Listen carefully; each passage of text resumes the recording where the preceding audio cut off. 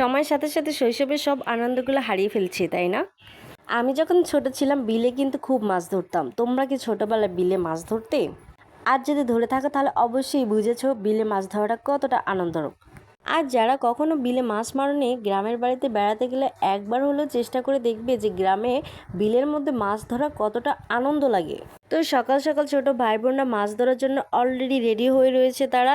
তো তারা মাছের জন্য আগে থেকে একটা ফাঁদ পেতে রেখেছিল, আর যে পানির উপরে দৌড়াদৌড়ি করছিল তারা বলছে যে দৌড়াদৌড়ি করলে মাছগুলো সেই ফাঁদের মধ্যে আটকে যাবে। এইদিকে আমার ছোটো ভাই ছোট্ট একটা বাটি নিয়ে এসে সুন্দর করে পানিগুলো সম্পূর্ণভাবে ছেঁচে নেবে। তো পানির ছেঁচা শেষ হয়ে গেলে এভাবে কাদার উপরে মাছগুলো লাফালাফি করতেছিল। তো মাশাআল্লাহ দেখতে গেলে অনেকটা মাছই উঠেছে।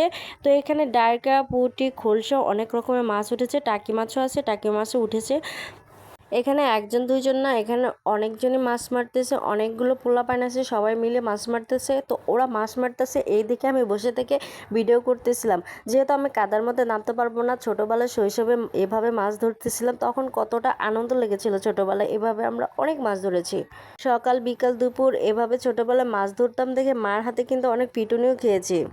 তারপরে কিন্তু মাছ ধরা বাদ দিইনি, ঠিক আছে।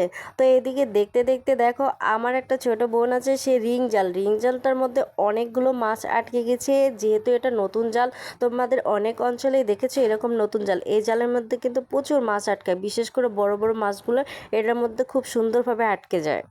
আমাদের এই বিলেতে সবাই মাছ মারতে আসে, সবাই কম বেশি মাছ মেরে থাকে, কারণ আমরা গ্রামে সবাই মিলেমিশে থাকতে ভালোবাসি।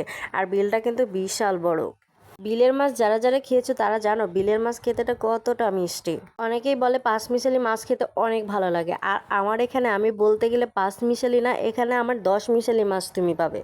দেশি মাছ যত রকমের আছে এই বিলের মধ্যে সম্পূর্ণ রয়েছে, বেশিরভাগ চিংড়ি মাছটাই রয়েছে। তো আমি জানি যে বিলে কত রকমের মাছ আছে আর খেতেটা কতটা মজা। এইদিকে ও ছেঁচতে ছেঁচতে জালের মধ্যে কিছুটা আটকাই গেছিলো, সেইগুলো সে এখানে ভরে রাখছে খুবই ছোট ছোট। তারপরে এগুলো যদি পেঁয়াজ দিয়ে কাঁচামরিচ দিয়ে সুন্দর করে চচ্চড়ি রান্না করে তো ভালো লাগবে। এইদিকে মাছ ধরার শেষের দিকে একজনে করলো কি, যে এই জালটাকে নিয়ে সুন্দর করে রাউন্ড করে আসছে, এর মধ্যে দেখো কতগুলো আবার ছোট ছোট খোলসা, পুঁটি, ডারকা মাছও উঠেছে। মাঝে মাঝে কয়েকটা চিংড়ি মাছও উঠতেছে।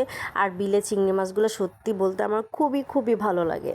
যখন ছোট ছিলাম তখন খুবই মাছ ধরতাম, খুবই ভালোবাসতাম। আর এখন বড় হয়েছে, ওরা মাছ মারতেছে কিন্তু আমাকে দেখে খুবই ভালো লাগতেছিল। আমি সম্পূর্ণ ওদের মাছ ধরা থেকে সম্পূর্ণ ওখানেই ছিলাম, যে ওরা কীভাবে মাছ ধরতেছে না করতেছে সম্পূর্ণভাবে খেয়াল রাখতেছিলাম। অবশেষে সবারই মাছ মারা শেষ, দুপুর হয়ে গেছে। এইদিকে একটা বড়, এটা কি মাছ বলে এটাকে আমি চিনতে পারতেছি না, একটা বড় মাছও পেয়েছে। আর এদিকে যে ছোট ছোট দেশি মাছগুলো